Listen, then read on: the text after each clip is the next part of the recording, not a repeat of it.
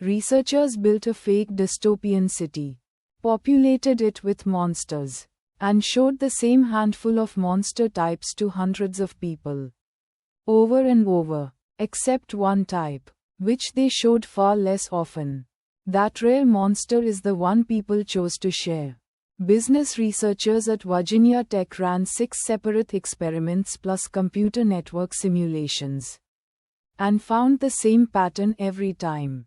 People are far more likely to repost, forward, or talk about whatever they have seen the least, not the most. The researchers call this rareness bias diffusion.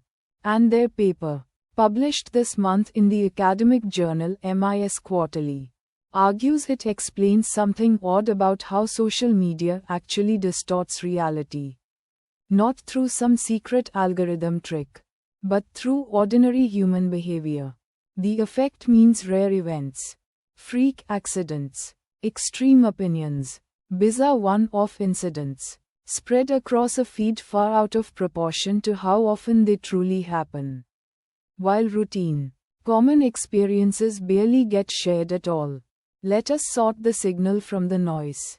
The Virginia Tech team, led by researchers Alice Jung and Viswanath Venkatesh, needed a way to control exactly how often people saw something without the noise of a real, messy social feed. So they invented one.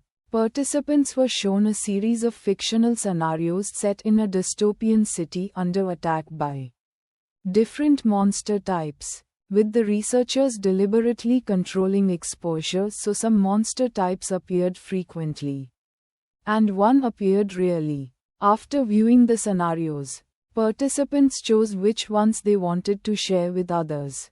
Across all 6 experiments, and in network simulations layered on top, the pattern held. The least seen scenario was disproportionately more likely to get picked for sharing, even though nothing about its content made it more objectively interesting or important than the frequently shown ones. The researchers argue this happens for 2 overlapping reasons. People notice and remember unusual things more easily than routine ones, a well-documented feature of human attention. And people also actively want to share content that feels novel, because novelty is what makes a post feel worth other people's time. This is not just an interesting quirk of one experiment. It describes a mechanism that runs independently of any platform's recommendation algorithm. Most conversations about feed distortion focus on the algorithm. The idea that a company's code decides to promote outrage or extremity because it drives engagement. The Virginia Tech researchers argue something different. That human sharing behavior alone, with no algorithm involved at all, would still flood a network with rare content and drown out the ordinary.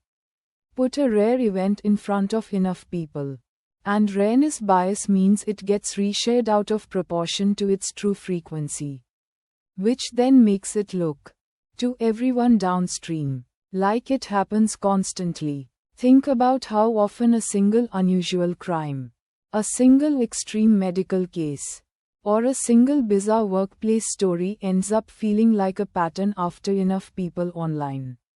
The researchers' broader point is that this creates a skewed picture of how the world actually works, where genuinely rare things feel routine, and genuinely common things feel almost invisible by comparison. This effect is not abstract. It maps onto patterns researchers already see in the real world. People consistently overestimate how common rare risks are, from shark attacks to specific rare diseases to extreme parenting failures, because the unusual case is the one that gets told and retold. While millions of unremarkable, safe, ordinary days never make it into anyone's feed, rareness bias diffusion gives that old pattern, sometimes called the availability heuristic in psychology, a sharper social mechanism. It is not simply that unusual things stick in memory better. It is that people actively select unusual things to share over ordinary ones, which then multiplies the distortion across an entire network of connected feeds. The practical result is a slow, invisible miscalibration of what feels typical. If your feed shows you 3 bizarre custody disputes and 0 unremarkable co-parenting stories this week, rareness bias, not necessarily reality, is a likely reason why. And the fix is not deleting an app. It is remembering that a feed selects for exceptional, not average, by design. The honest limitation is that this research happened in a controlled lab experiment with fictional monster scenarios, not on an actual social media platform with real posts, real algorithms, and real social pressure layered on top. Real platforms absolutely do use engagement-based ranking systems. And this study does not prove algorithms play no role. It only demonstrates that human behavior alone is sufficient to produce the same distortion. Which is a more modest and more careful claim than saying algorithms are irrelevant. The network simulations extend the lab findings mathematically. But a simulation is still a model built on assumptions, not a direct measurement of a real platform's traffic. It is also worth noting that 6 experiments with fictional monsters is a specific, narrow setup.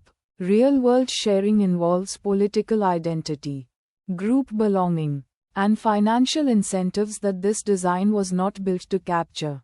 The core finding, that people disproportionately share the rare over the common, is well supported here.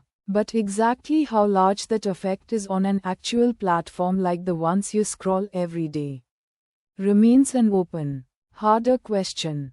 Quick recap. Researchers at Virginia Tech ran 6 experiments and network simulations showing that people disproportionately share whatever content they have seen least often. A pattern they call rareness bias diffusion.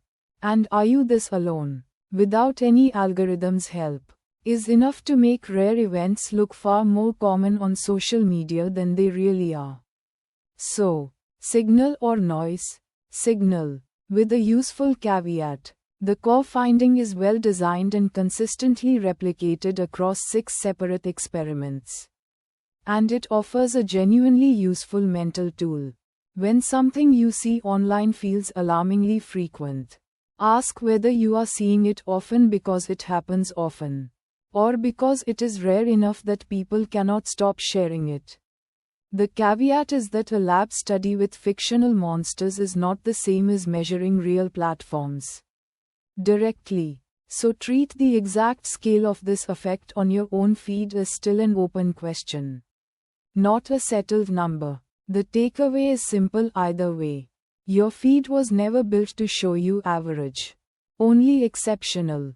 Subscribe for the research that explains why the internet feels the way it feels. Signal from the noise. Every week.